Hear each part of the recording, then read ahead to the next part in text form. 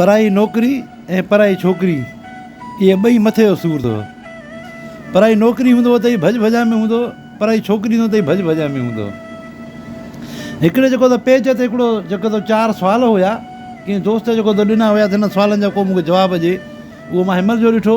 हाणे उनखे मां मैसेज में जवाबु ॾियां, पर जेको त मां चयो पंहिंजे पेज ते जवाबु ॾियां, जीअं असांजा दोस्त जेको उन्हनि खे ख़बर पवे कहिड़ा सुवाल कहिड़ा जेको त जवाबु हुया। हुनजो पहिरियों सुवालु इहो हुयो त जाॾो मां आयो आहियां ओॾे हाणे मां वापसि नथो वञी सघां। ऐं ॿियो हुनजो सुवालु हुयो त जाॾे हाणे वेंदुसि मां ओॾो वापसि न ईंदुसि। 2 सुवाल इहो हुया। टियों सुवालु हुनजो इहो हुयो त जिथे निमाज़ आहे उते आज़ान कान्हे का। ऐं चोथों सुवालु हुनजो इहो हुयो जिथे आज़ान आहे उते निमाज़ कान्हे का। 4 सुवाल इहे हुया।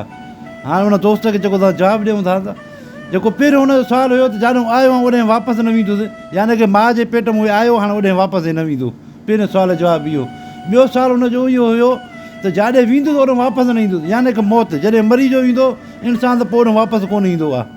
ॿियो सुवालु इहो जवाबु। टियों सुवालु हुनजो इहो हुयो जिथे निमाज़ आहे उते आज़ान कान्हे का, यानी की जनाज़े जी निमाज़, जनाज़े जी निमाज़ में जेको त आज़ान न आहे ईंदी। 3 सुवाल।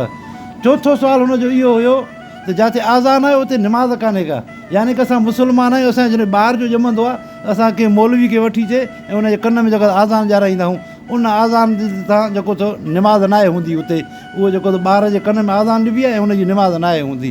हुया सुवालनि जा जवाब हुया। अगरि खीसे में पैसा आहिनि त पोइ परावा बि पंहिंजा आहिनि, अगरि खीसो ख़ाली आहे त पोइ पंहिंजा बि परावा आहिनि।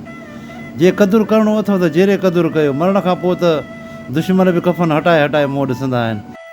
अगरि कंहिंजे मथां को ॾुखियो टाइम अचे त उनजे मथां ठठोलू न कयो, उनजे मथां मज़ाक न कयो, छो जो इहो वक़्तु तव्हांजे मथां बि अची सघे थो। तव्हां सभिनी दोस्तनि जी महिरबानी। अगरि वीडियो सम्झ में अचे त लाइक ऐं शेयर कजो।